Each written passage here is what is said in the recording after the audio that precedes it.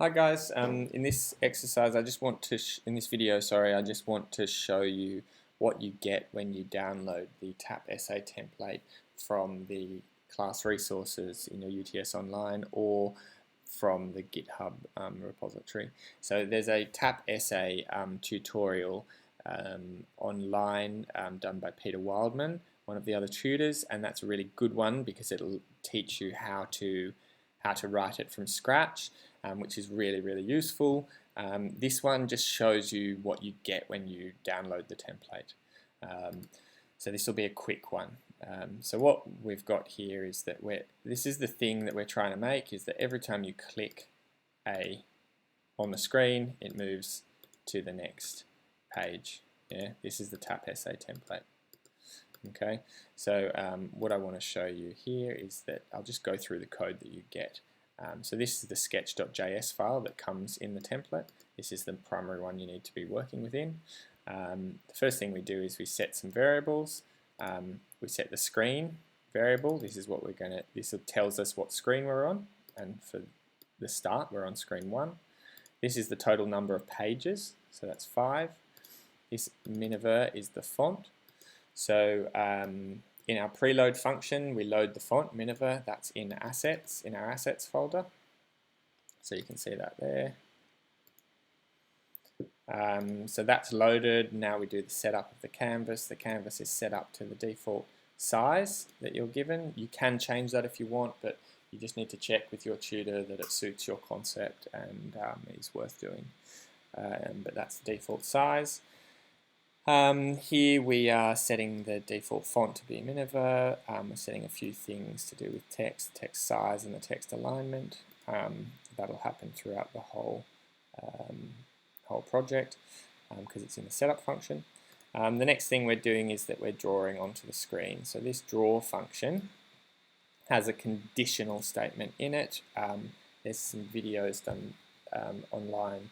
You should have probably watched already that sort of have introduced you to conditionals. So here we've got a conditional statement that tests what screen we're on. So if we're on screen 1, do the things that we want for screen 1. Yeah.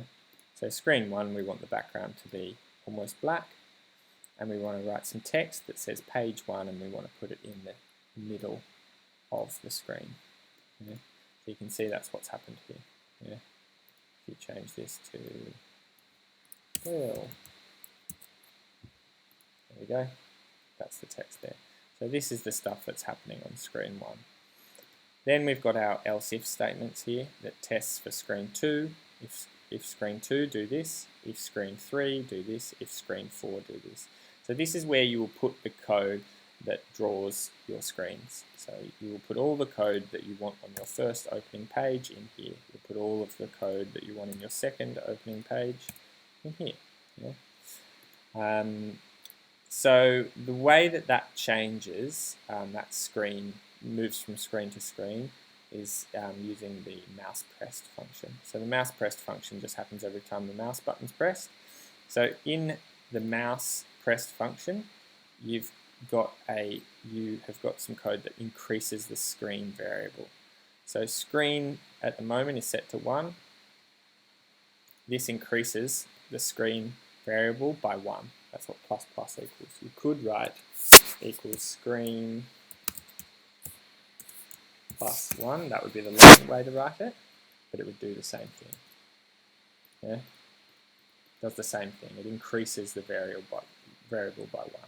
Or you can use the shorthand version, which is plus plus. But then we don't want to increase the screen variable infinitely every time the mouse button's pressed. We want to test that we've got to the last page, or that the screen and then go back to the first page when you're on the last page. So this is what this statement does here. It's an if statement that tests if screen is greater than the number of pages. So the number of pages set up here is 5.